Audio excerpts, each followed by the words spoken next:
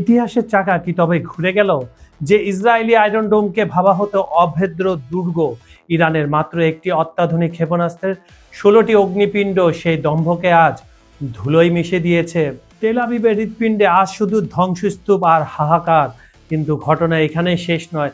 পেন্টাগনের দামি খেলনা থার্ড মিসাইলের সিস্টেমও মাত্র ২৪ ঘন্টায় ইরানের কাছে আত্মসমর্পণ করেছে। আকাশপথ থেকে সমুদ্রের গভীর নীল জলরাশি সবখানে আজ মার্কিন ইসরায়েলি আধিপত্যের পতন ঘণ্টা বাজছে। ইরান কি তবে মধ্যপ্রাচ্যের নতুন সম্রাট হিসাবে আবির্ভূত হচ্ছে? ওয়াশিংটন আর তেল আবিবের গোপন আতাত কি রুখতে পারবে তেহরানের এই জয়যাত্রা? খবরের পেছনে খবর নিয়ে খবর সংযোগের বিহাইন্ড দ্য সিনের বিশেষ এপিসোডে আমরা সঠিক তথ্য খোঁজার চেষ্টা করব।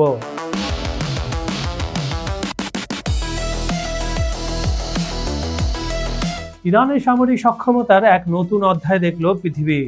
ইরানের নতুন দুর্দান্ত ড্রোন হামলায় তেল আবিবের হৃৎপিণ্ড কেঁপে উঠল। সম্প্রতি ইরানের একটি অত্যাধুনিক এবং অত্যন্ত শক্তিশালী ক্ষেপণাস্ত্র বৃহত্তর তেল আবিবের ১৬টি গুরুত্বপূর্ণ স্থানে নিখুঁতভাবে আঘাত হেনেছে। এই অভিযানের সবচেয়ে উল্লেখযোগ্য দিক হলো ইরানের উন্নত মাল্টিপল ওয়ারহেড প্রযুক্তি। ক্ষেপণাস্ত্রটি আকাশে গিয়ে ১৬টি পৃথক অংশে বিভক্ত হয়ে এক একটি স্বাধীন মিসাইলের মতো চারদিকে ছড়িয়ে পড়ে। স্বাধীন মিসাইল বলতে মূল একটা মিসাইল গেল, তারপরে এখান থেকে ভেঙে গেল ১৬টা আলাদা আলাদা ছোট ছোট মিসাইল হয়ে গেল। তারপরে ১৬টা জায়গায় 16 প্লেসে ডেমনস্ট্রেশন চালিয়েছেন পুরা, যা দখলদার বাহিনীর তথাকথিত আয়রন ডোম প্রতিরক্ষা ব্যবস্থাকে পুরোপুরি অকার্যকর করে দিয়েছে। প্রায় ১ কিলোমিটার ব্যাসার্ধ জুড়ে এই ধ্বংসযজ্ঞ বিশাল ভবন, সৌর বিদ্যুৎ কেন্দ্র এবং জ্বালানি অবকাঠামো চূর্ণ বিচূর্ণ হয়ে গেছে। বন্ধুরা, আপনাদেরকে আরেকটি টাটকা খবর দিয়ে রেখে, সেটা হচ্ছে রাশিয়া বলছে ইসরায়েলের যে পরমাণু কেন্দ্র রয়েছে, ইরান যে ২ দিন আগে বলেছিল সেখানে তারা টার্গেট করে মারবে। একদিকে ইরান তার সীমিত কিন্তু অত্যন্ত কার্যকরী উন্নত প্রজন্মের পরমাণাস্ত্র দিয়ে ইসরায়েলি দম্ভ গুড়িয়ে দিচ্ছে। অন্যদিকে উত্তর ফ্রন্টে লেবানন থেকে আসা রকেট হামলা তাদের কোণঠাসা করে ফেলেছে। পরিস্থিতি এতটাই বেগতিক যে যুক্তরাষ্ট্র জরুরি ভিত্তিতে আলাবামা থেকে নেভাতিম ঘাঁটিতে প্রতিরক্ষা সরঞ্জাম পাঠাতে বাধ্য হচ্ছে। আরেকটি তথ্য আপনাদের দিই, ইসরায়েলে যে তাণ্ডব চলছে, এত ক্ষেপণাস্ত্র পড়ছে ইরানের, এত ড্রোন অ্যাটাক হচ্ছে, ছবি বাইরে আসছে না? আপনারা জানেন গতকাল আমি বলেছিলাম যে সামরিক আইন জারি করে সেখানে এগুলো দেওয়া যাবে না বলে নাগরিকদের সাবধান করে দেওয়া হয়েছে, এমনকি ৫ বছরের জেল হতে পারে। তারা আবার কি করছে, ওখানকার যে স্ট্রিট যে সিসি ক্যামেরা এগুলো ভেঙে দিচ্ছে, কোনো তথ্য রাখবে না। তাদের অবস্থা তো ফিলিস্তিনের মতো হয়ে গেছে, পুরো মাটির সাথে মিশে গেছে। তারপরেও আপনারা দেখতে পারবেন সামাজিক যোগাযোগ মাধ্যমে কিছু কিছু ফুটেজ লিক আউট হচ্ছে বিভিন্ন অ্যাকাউন্ট থেকে। রাশিয়া করতেছে, ইরান করতেছে এবং ইসরায়েলের কিছু নাগরিক করতেছে যারা এই যুদ্ধটা চায় না।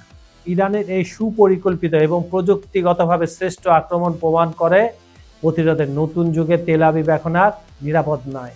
জ্বালানি শক্তির বিরুদ্ধে ইরানের এই কৌশলগত বিজয় মধ্যপ্রাচ্যের ক্ষমতার ভারসাম্যকে নতুন করে ব্যাখ্যা দিতে হচ্ছে।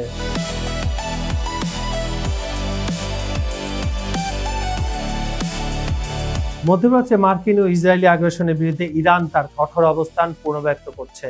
গত ২৮শে ফেব্রুয়ারি থেকে শুরু হওয়া শত্রুপক্ষের হামলা জবাবে ইরান অত্যন্ত পরিকল্পিতভাবে মার্কিন বন্ধুদের তেল স্থাপনগুলোকে লক্ষ্যবস্তু বানাচ্ছে, যার সর্বশেষ উদাহরণ সাইবা ওয়াইলফিল্ডে ড্রোন প্রেরণ। এই পদক্ষেপ কেবল সামরিক মহড়া নয়, বরং এটি পশ্চিমা শক্তির জ্বালানি নিরাপত্তার উপর একটি বড় ধরনের মনস্তাত্ত্বিক চাপ। সৌদি আরবের হুমকি উপেক্ষা করে ইরান প্রমাণ করেছে যে এই অঞ্চলে স্থিতিশীলতা নষ্ট করার চেষ্টা হলে তারা চুপ করে থাকবে না। নিজেদের নিরাপত্তা এবং আঞ্চলিক প্রভাব বজায় রাখতে ইরান যে কোনো উচ্চ মূল্য দিতে প্রস্তুত, তাই ধারাবাহিক ড্রোন অপারেশনগুলো থেকে একেবারে স্পষ্ট হয়ে যায়।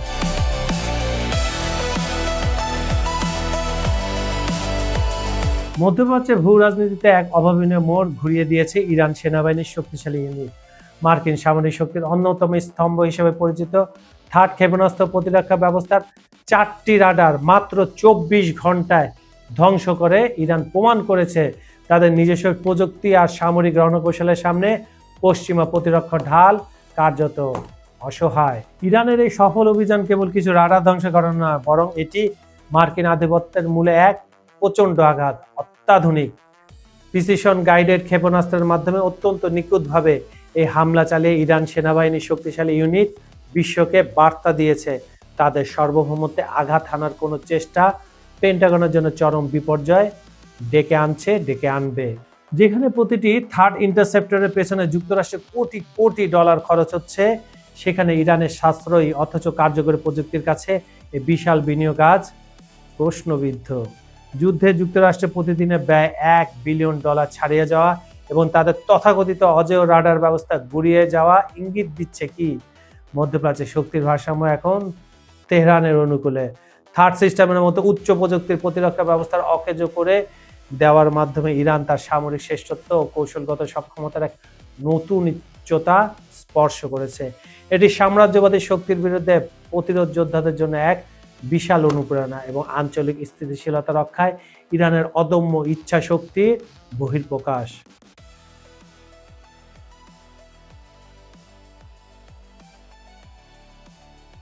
এদিকে শ্রীলঙ্কা উপকূলে ভারতীয় নৌমহড়া থেকে ফেরার পথে মার্কিন সাবমেরিনে কাপুরুষোচিত টর্পেডো হামলায় নিমজ্জিত হয়েছে ইরানের যুদ্ধজাহাজ IRIS ডিনার।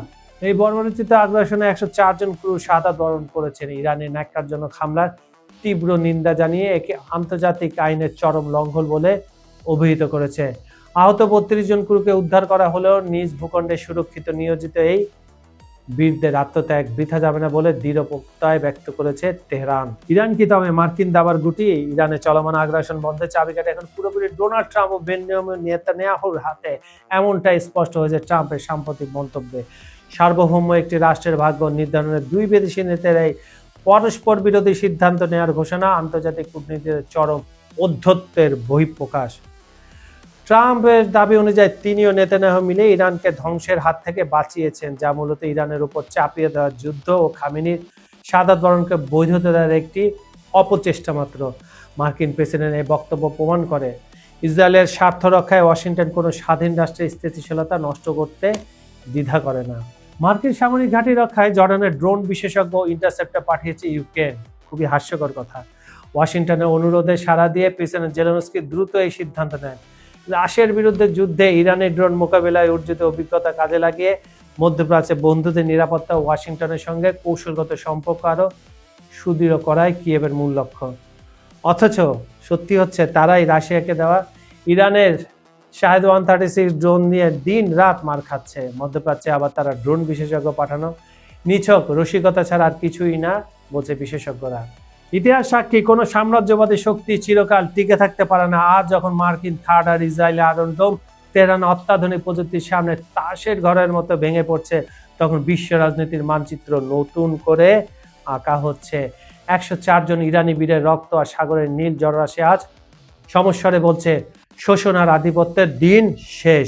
পেন্টাগনের $1 বিলিয়ন দম্ভ আজ ইরানের সাশ্রয়ী অথচ নিখুঁত নিশানার কাছে মাথা নত করতে বাধ্য হয়েছে।